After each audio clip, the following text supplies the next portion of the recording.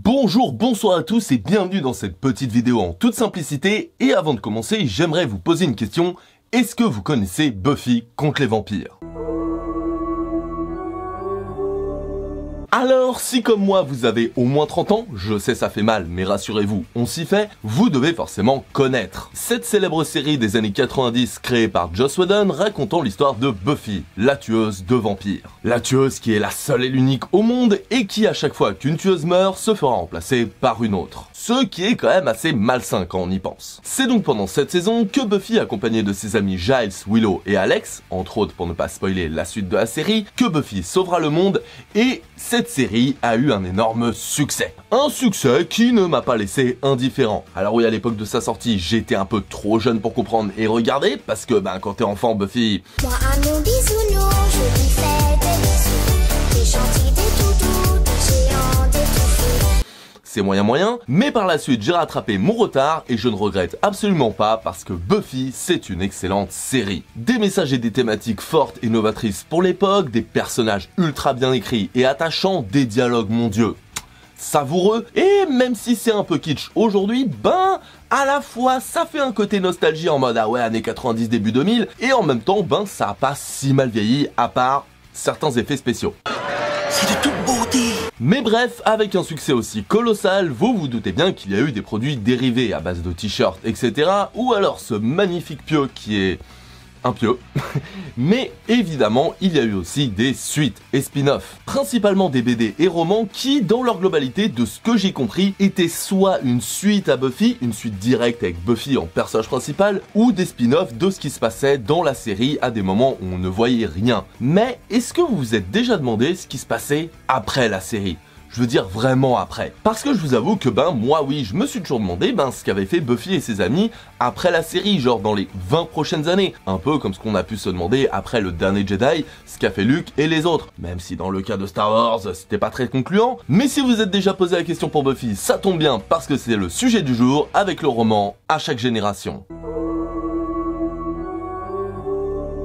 Et je m'excuse d'avance, il n'y a que très peu d'images d'illustration, mais comme c'est un roman, compliqué. Mais bref, de quoi parle donc À chaque génération ? Eh bien le roman tourne autour de Frankie Rosenberg, qui, si le nom de famille vous dit quelque chose, c'est normal parce que c'est tout simplement la fille de Willow. Frankie est étudiante au lycée de New Sunnydale et elle fait sa vie tranquillement à base de petites magies, d'écologie, bref, tout va bien jusqu'à ce qu'une nouvelle vienne entacher leur quotidien. Les tueuses ont été victimes d'une attaque, sont toutes portées disparues, toutes, y compris Buffy. La situation semble désespérée pour les forces du bien, mais c'est alors que Frankie apprend qu'elle est la nouvelle tueuse de vampires. C'est donc accompagné de Jack, un loup-garou neveu de Oz, Hailey, la petite sœur d'une tueuse disparue, Willow, Oz et Spike qui est devenu son observateur, que Frankie va essayer de faire régner l'ordre à Sunnydale. Va-t-elle réussir son devoir de tueuse ? Va-t-elle réussir à trouver l'équilibre entre ses pouvoirs de sorcière et de tueuse ? Alex et Dawn trouveront-ils les raisons de la disparition de Buffy et les autres ? Eh bien tout ça, vous le saurez en lisant le roman. Parce que je vous rassure, ici on ne va rien spoiler. Ou en tout cas le minimum légal. Mais déjà, est-ce que vous devriez le lire ce roman ? Parce que déjà peut-être que c'est nul, ou alors vous êtes pas très lecture, etc. Et on va voir ça tout de suite. Et je vous le dis, même si vous êtes pas très lecture, franchement, vous pouvez y aller. C'est ultra facile à lire, alors je sais, il est gros donc ça fait peur, mais si vous voyez le texte à l'intérieur, c'est écrit en gros aussi, donc il n'y a pas de problème, ça se lit vraiment très très vite. Il n'y a pas d'énormes phrases alambiquées à la Seigneur des Anneaux ou Proust et compagnie. Moi j'ai vraiment du mal avec ce genre de phrases qui vont super loin pour pas grand chose, un peu comme ce que je fais là, et franchement ça se lit tout seul. D'ailleurs, si je devais donner un petit défaut à ce niveau-là, c'est que ça se lit peut-être un chouïa trop vite justement. J'aurais bien voulu une centaine de pages en plus. Mais c'est ce qui fait qu'on reconnaît une bonne œuvre artistique, c'est qu'on en voudrait peut-être un chouïa plus, et là c'est le cas. Parce que franchement, entre les passages qui sont écrits en italique pour donner le point de vue des méchants, entre le fil rouge qui est assez bien foutu avec la disparition, le méchant, etc. C'est ultra plaisant à lire et je ne peux que vous conseiller la lecture, surtout si vous êtes fan de Buffy. Et puis même de façon générale, je trouve que Kendare Black, l'autrice du roman, a vraiment réussi à bien retranscrire l'ambiance Buffy contre les vampires, à savoir les vannes, à savoir l'humour, à savoir le côté un peu kitsch mais pas trop, le côté vampire remis au goût du jour, et même même en règle générale, c'est remis au goût du jour par rapport à Buffy qui était déjà remis au goût du jour. Il y a des problèmes écologiques, on voit encore plus le côté féminisme. Non, franchement, à ce niveau-là, c'est bien foutu. Après, pour les lecteurs et les lectrices chevronnés, peut-être que ce sera un peu trop simpliste, et je pourrais le comprendre. Parce qu'effectivement, à titre personnel, j'aurais voulu que ça aille un peu plus loin, comme par exemple le côté tueuse qui se remet en question, qui est paumée, qui ne sait pas si elle est digne, surtout par rapport à l'image qu'elle a de Buffy, qu'on a tous de Buffy si on est fan, en mode waouh, c'est la tueuse, tu vois, c'est pas une tueuse parmi tant d'autres, c'est la tueuse. Et c'est pareil pour Frankie, qui... bah c'est comme sa tante en fait, Buffy, tu vois, elle la voit comme une héroïne, et c'est dommage qu'ils aient pas mis un chouïa plus l'accent là-dessus, même si peut-être qu'en roman ça aurait fait trop lourd comparé à une série qui a le temps de bien le développer, mais je digresse.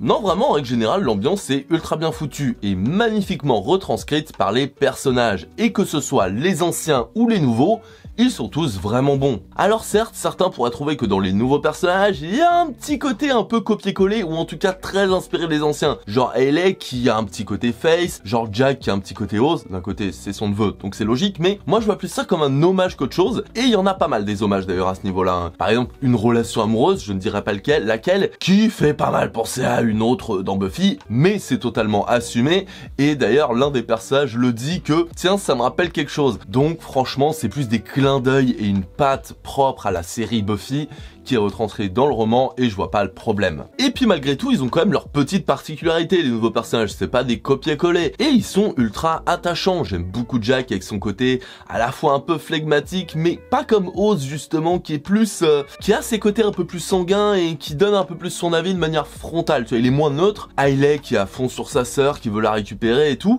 et Frankie, franchement, Frankie est une très bonne tueuse. Alors certes, elle est beaucoup plus maladroite que Buffy, alors certes, elle se pose beaucoup plus de questions, et comme on est dans un roman, on est plus facilement dans sa tête, c'est moins suggéré que dans Buffy. C'est un défaut, une qualité, ça c'est à vous de voir, mais je la trouve assez pertinente, assez attachante, et assez différente de Buffy pour qu'on n'ait pas un copier-coller, parce que ça aurait pu être un risque de faire une Buffy 2.0, tu vois. Et là, c'est pas du tout le cas, elle a ses propres problématiques, même s'il y en a qui se rapprochent, mais c'est normal, hein, c'est une tueuse, j'ai envie de dire. Elle a ses propres problématiques, elle a ses propres combats, et c'est vraiment cool. Et niveau combat d'ailleurs, ben les méchants sont assez bien foutus, c'est une très bonne idée. Alors je vais pas dire qui est le méchant ou la méchante évidemment, mais l'idée est franchement très bonne, et je comprends pas pourquoi ça a pas été fait dans la série, parce que c'est juste une évidence en fait quand tu la vois, tu sais, la personne. C'est comme si tu te dis pourquoi ils ont pas fait Dracula. Bon, là, ils l'ont fait dans la série, mais tu vois l'idée. Et en ce qui concerne les anciens personnages, ils sont assez égaux à eux-mêmes. Alors, Alex et Dawn, ils sont vraiment mis beaucoup de côté parce qu'ils sont en train de faire l'enquête de leur côté, donc on les voit pas trop. Giles, je sais pas pourquoi il est abordé que quelques fois dans le roman, mais bon, c'est pas si grave. Par contre, Willow et Oz, je les trouve vraiment excellents. On a déjà une évolution de comment ils sont aujourd'hui par rapport à l'époque de la série Buffy, mais en plus, ben, on a une évolution de leur relation. Alors, je vous en dis pas plus si ils sont friendzonés l'un ou l'autre, ou s'ils se remettent ensemble, ou si c'est ambigu, ou si tout ça, je vous dis rien, regardez, lisez, vous verrez bien par vous-même, mais franchement, ils sont parmi les persos que j'ai pris le plus de plaisir à relire. Et pour Spike, je suis assez mitigé. Bon, déjà, je trouve ça très drôle qu'ils aient fait de lui un observateur, parce qu'à la fois, ça lui va pas du tout, et en même temps, c'est une évidence totale. Il suffit de voir sa réaction avec Dawn à l'époque de la série Buffy, ou même avec Buffy elle-même par moment. Non, ça lui va bien, et en même temps, bah, quand tu connais le perso, tu te dis... pourquoi? Mais il y a des trucs où je me dis, à la fois c'est un peu ridicule par rapport à son rôle dans le roman, et en même temps je me dis, est-ce que c'est gaulerie ou est-ce que c'est complètement con? Je sais pas. Par contre, un truc qui me fait un peu chier, c'est qu'il est vraiment pas mis en avant. Après, est-ce que c'est parce que c'est un de mes persos préférés? Oui, sans doute. Mais au-delà de vouloir qu'il prenne toute la place, ce qui est pas du tout ce que je veux, hein, j'aurais bien aimé qu'il brille juste un chouïa plus. Voilà.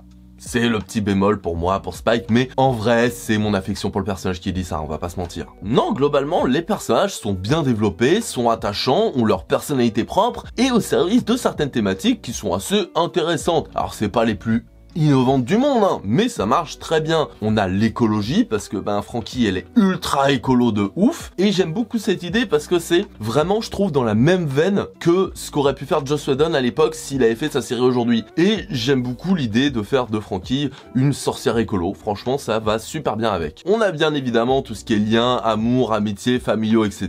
Bah déjà parce que Willow, elle est avec sa fille Frankie qui est la tueuse, donc tu te doutes bien que Willow, elle va flipper parce qu'elle sait ce que doit talentueuse et une tueuse, et à ce niveau-là d'ailleurs c'est assez intéressant parce qu'on sent qu'elle est dans un mélange Willow entre le j'ai envie de t'encourager, je suis fier de toi, vas-y ma fille, et le putain mais j'ai vu Buffy mourir failli mourir tellement de fois, j'ai peur. Et franchement c'est vraiment bien foutu, le soutien qu'apporte Oz à ce niveau-là, franchement c'est bien. Oz qui a d'ailleurs un truc par rapport à Jack aussi, par rapport à leur famille, les loups-garous, tout ça, j'en dis pas plus, mais c'est bien foutu. Et elle est par rapport à sa sœur qui a disparu. Il y a une thématique de la famille assez intéressante, bien foutue, touchante même, j'ai envie de dire. Et la dernière thématique qui est encore une fois pas assez bien amenée à mon goût, mais très bien quand même, hein, c'est juste j'aurais voulu en voir plus, c'est l'héritage. C'est le fait de passer le flambeau, c'est le fait d'avoir une nouvelle génération et j'en veux plus, j'en voulais plus. Après c'est que le premier tome, clairement je pense qu'il y aura une suite, parce que tout n'est pas expliqué dans ce tome-là, hein. De toute façon c'est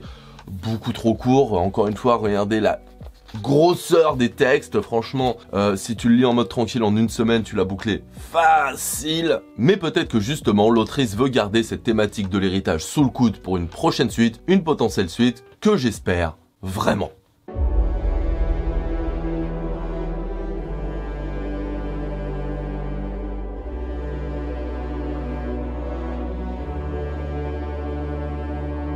Pour conclure, si vous ne l'avez pas compris, franchement, je vous conseille à chaque génération. Surtout et évidemment si vous êtes fan de Buffy. Si vous n'êtes pas fan, franchement, vous pouvez, si vous aimez lire des romans et que vous savez pas quoi lire, vous pouvez y aller, mais il y aura tellement de trucs que vous aurez pas, tellement de rêves, tellement de...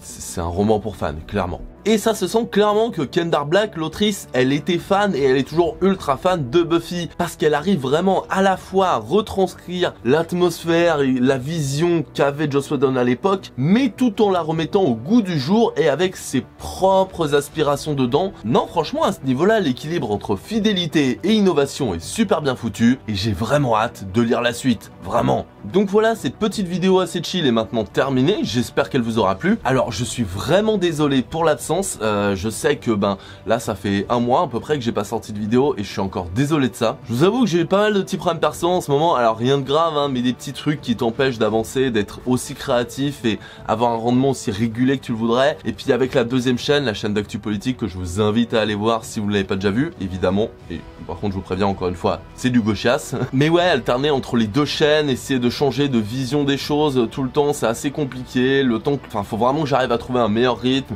une meilleure façon de procéder, mais petit à petit je sens que c'est en train de se faire, donc je suis encore désolé, merci de votre patience, mais j'espère quand même que la suite vous plaira, surtout que là je suis en train d'hésiter entre faire des vidéos comme je fais d'habitude et des trucs un peu plus gros parce que je suis en train de bosser sur une vraiment grosse vidéo qui durera sûrement 1 heure, mais je sais pas quand est-ce que je la sortirai, ça se trouve je la sortirai jamais parce que trop gros morceau pour moi, j'en sais rien. Mais ouais, assez dur, mais j'essaye de trouver l'équilibre entre tout ça. Mais voilà, encore désolé, je vais essayer de faire au mieux. Et alors je vais pas vous donner de date pour la prochaine vidéo, hein. Franchement je sais pas là en ce moment, la prochaine vidéo peut sortir dans 2 semaines, comme dans 1 mois, comme dans plus. Bref, j'ai décidé de plus me foutre de pression avec Blazy à ce niveau-là, j'en ai bien assez à côté. Donc encore désolé pour l'attente, pour la patience, j'espère que la suite vous plaira. Après, si vous avez aimé la vidéo, vous savez quoi faire, hein, vous abonner, la petite cloche, le like et surtout le partage. Et le partage à un ou une amie qui aime Buffy, parce que ça peut l'intéresser et ça fait plaisir. Bref, moi je retourne au montage, encore désolé pour l'attente, et en attendant la prochaine fois, passez une excellente journée, /soirée, /un c'est votre espace-temps.